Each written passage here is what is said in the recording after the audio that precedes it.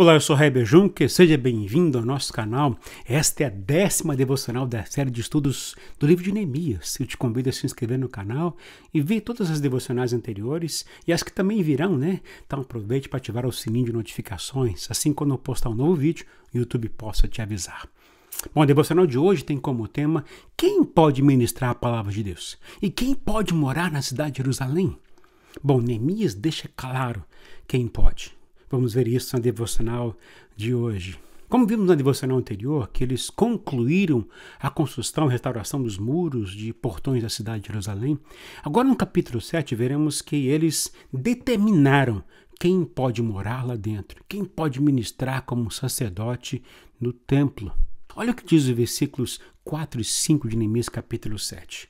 Ora, a cidade era grande e espaçosa, mas havia poucos moradores, e as casas ainda não tinham sido reconstruídas. Por isso, o meu Deus pôs no meu coração reunir os nobres, os oficiais e todo o povo para registrá-los por famílias.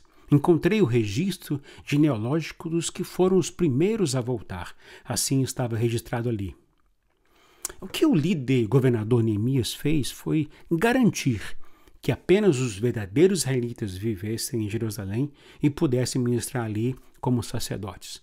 E praticamente todo o capítulo 7 registra uma lista de nomes de todas as famílias daqueles que voltaram da Pérsia para Jerusalém sob a liderança de Esdras, cerca de 30 anos antes ali do tempo de Neemias. Esses estavam entre os que ajudaram a construir e restaurar os muros e portões da cidade. Interessante que ele não está apenas dando crédito a eles, mas também reconhecendo que eles serão responsáveis por continuar o que ele começou. Por isso, designou líderes que o sucederiam em áreas específicas. Eram homens íntegros, corajosos e fiéis a Deus. Todos deviam ser verdadeiros israelitas, deviam pertencer a uma tribo, a uma família de Israel. Vemos isso logo no começo do capítulo 7, que diz o seguinte: depois que o muro foi construído e que eu coloquei as portas no lugar, foram nomeados os porteiros, os cantores e os levitas.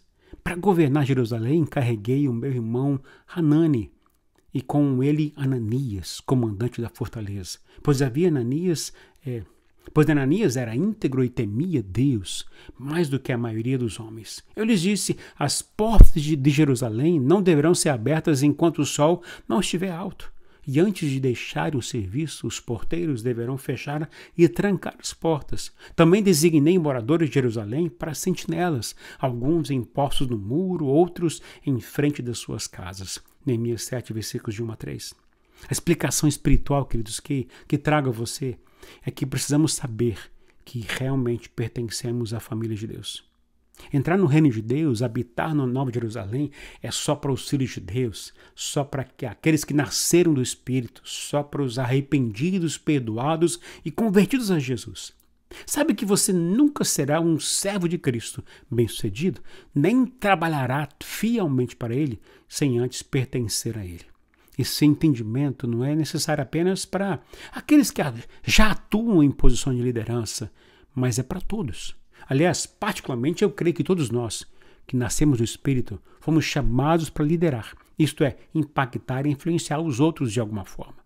Não nascemos de novo para ficarmos calados e não testemunharmos.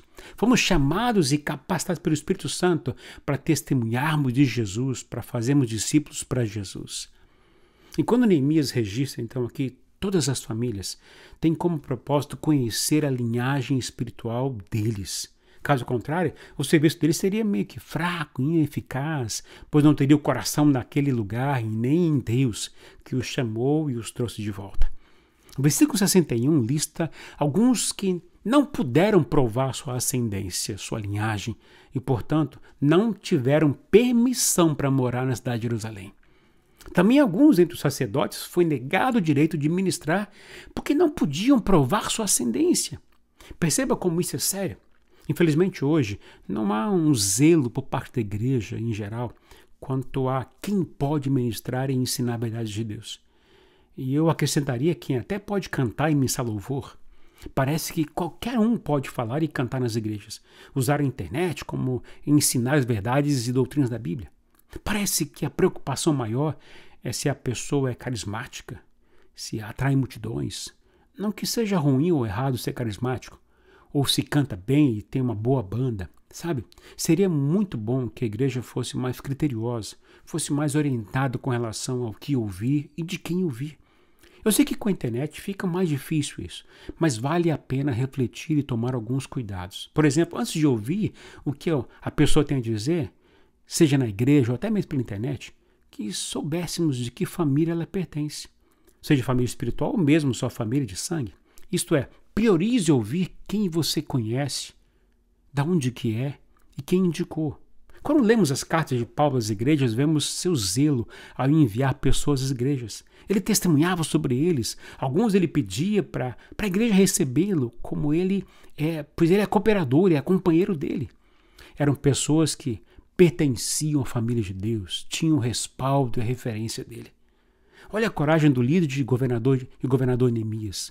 Ele negou o direito a sacerdotes de ministrarem porque não podiam provar sua ascendência, sua linhagem.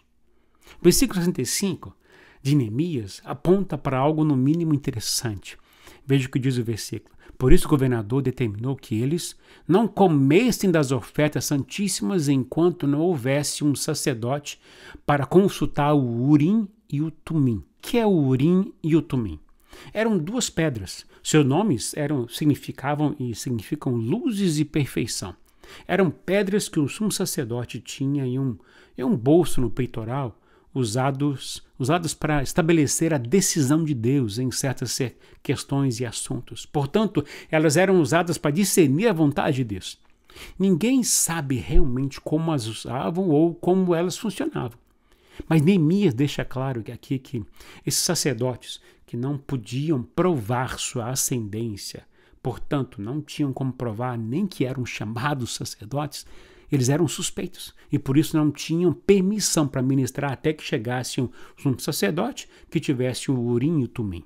Portanto, que orasse a Deus, usasse essas pedras para saber a vontade de Deus de verdade a respeito dessas pessoas. Isso me lembrou o que Jesus disse acerca dos últimos dias, lá em Mateus 24. Ele disse o seguinte: cuidado que ninguém os engane. E numerosos falsos profetas surgirão e enganarão a muitos. Mateus 24, versículos 4 e versículo 11. Em Hebreus, Jesus é o chamado sumo sacerdote, ou seja, aquele que vive para sempre e que conhece plenamente a mente e a vontade de Deus, o Pai. Ele pode nos orientar a respeito do que e de quem devemos ouvir sua palavra. Ele também pode restaurar todos os suspeitos a um lugar de segurança em seu ministério. Somente ele pode dar a certeza de que eles pertencem ao Senhor e ao seu reino. Que ouçamos mais a Jesus e a sua palavra, para não sermos enganados com esses falsos profetas e falsos mestres. Assim como Neemias cuidou para que somente aqueles reconhecidos por pertencer à família morassem em Jerusalém e ministrassem ali como sacerdotes. Amém? Que tenhamos uma postura mais ousada e corajosa nesses aspectos também. Te convido a orar comigo neste momento. Senhor, meu Deus, primeiramente, muito obrigado por nos permitir ter acesso à Tua Palavra e nos enviar o Seu Espírito, pois assim teremos a certeza que pertencemos a Ti. Muito obrigado mesmo. Mas te pedimos que nos ajude a ter mais conhecimento da Tua Palavra e assim nos prepararmos para esses últimos dias, pois não queremos ser enganados por falsos profetas e nem falsos mestres. Que o Teu Espírito Santo nos ajude a discernir, de acordo com a Tua Palavra, a Tua mente e a Tua vontade, Senhor. Em nome de Jesus. Amém. Se esse vídeo aqui abençoou você, foi esclarecedor, já curte aí, dá no seu like e aproveite para enviar esse vídeo aos seus amigos, familiares, sua igreja. Me ajude a espalhar a palavra de Deus às pessoas. Que Deus nos abençoe neste dia e até o próximo vídeo devocional.